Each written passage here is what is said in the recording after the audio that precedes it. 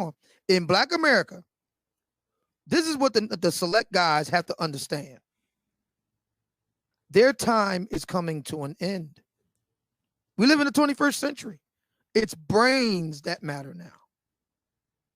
Not muscle, brains. Now, to be sure, and again, I conceded C Boogie's point. There are lots of black women who still go in for dumb jocks.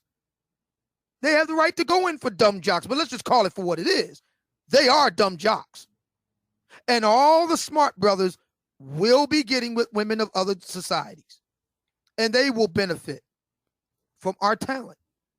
That's the truth. Real quick, Ben D'Souza. Interesting. You said, what did I say again? You said it was interesting what I had said, and I'll repeat. I said what the select guys of Black America have to come to grips with is that it's a new day. It's the 21st century. This is where brains matter. And the brothers with brains consistently run into trouble with the sisters because sisters, as a general rule, notable exceptions notwithstanding, don't select for brainy guys. That's their right. Black women have a right to select for dumb jocks, but let's call it for what it is, dumb jocks. And let's also acknowledge and accept that the brainy brothers, the bookish brothers, the intelligent guys, they're going to get gripped up by ladies of other groups. And those ladies of other groups are going to benefit from those guys in the 21st century. At that point, you said interesting. Well, let's look at that.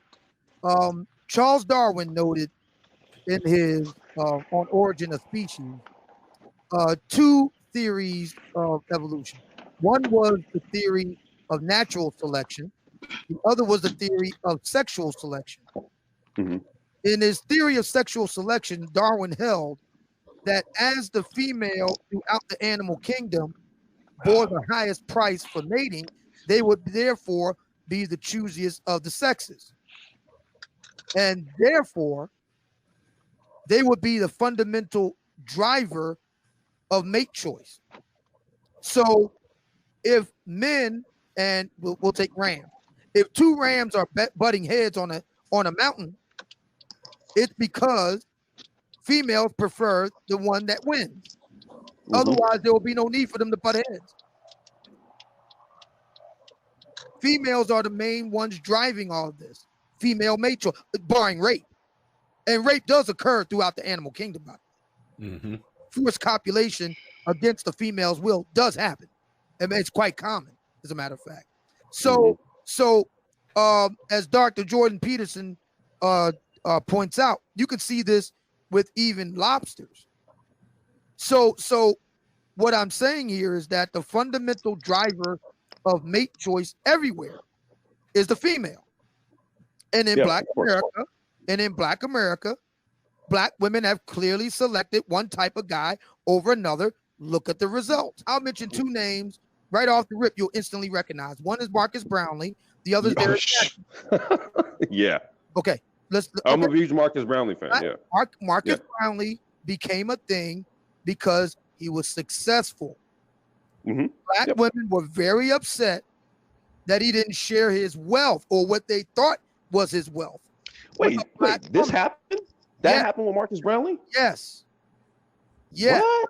When the word got out that he was with a white girl, you can look it up online. Black women went berserk.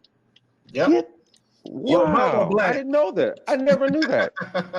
But before Marcus Brownlee became a thing, Black women weren't interested. They weren't checking for him. Exactly. Now let's look at the other side with a Derek Jackson archetype. Pretty straightforward. I've been in the guy's presence. I've seen him in action. It's pretty clear what Black women prefer. And that's fine. But I'm sorry. Yes, I do recognize Jackson's business savvy, but come on. Nobody, including Black women, ever makes it a point to note his erudition. They just don't. Black women don't select for brainy, nerdy, smart guys. They don't. And my thing is, it's okay, but there's a price to be paid for that. And we see what that price is now. For men, Black women's taste in men are largely static. Yeah. When I say that, by that I mean across ages. So 20. It's fixed, right? It's fixed. Here's the thing. Here's the thing for me. I don't know why we keep going round and round with this stuff. You know what I just? I'm just going to go ahead and say it. I do know why. I do know why. If you have, shout out to Sir Francis Galton. Does anyone know who Sir Francis Galton was? No, I don't. I do not. Sir Francis Galton was Charles Darwin's cousin, who came up with the idea of eugenics. And why I mention that is, if we all agree here on the panel, in the broad, notable exceptions notwithstanding, but broadly, Black women don't select for intelligence in their men. If we agree to that, then we also have to agree that intelligence, like height, like good looks, like the ability to put on muscle, those are genetic. Then we also have to agree that intelligence is also genetic.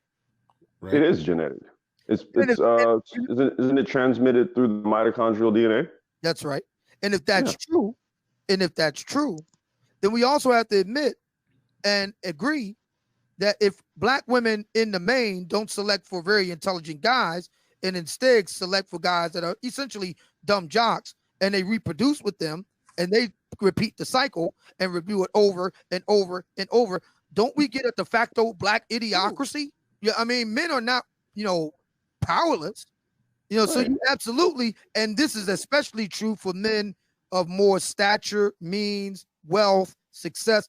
They absolutely get to run the table in terms of the women they would like to get with. So your side, what you're saying, absolutely, definitely does apply here. But the point that I'm getting at is that the reason why we keep going, I would like to propose the dangerous proposition that the reason why we keep having these conversations going round and round and round, even though evidence has settled the matter, is because we're not very smart as a group. Well, I mean, if it's if they're reproducing, well, there's no argument then you get no argument. That would be the case, but because you're dealing with the equivalent of an intellectual third grader. Why do you expect third graders to understand these things? I don't go that far with the third grade thing, man, but I just okay. All right, well, how about this? The average Black man reads on a 4th grade reading level. Look it up. I've been meaning to look that one up. I still have a hard time. That's heartbreaking information to me. That's really heartbreaking information. Complex design. Am I wrong? No, and the average 15, 16-year-old Black male read on the level of a third grader.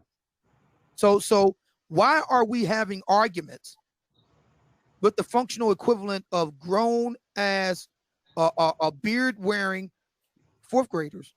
Fucking man children. Why? Why are we doing this?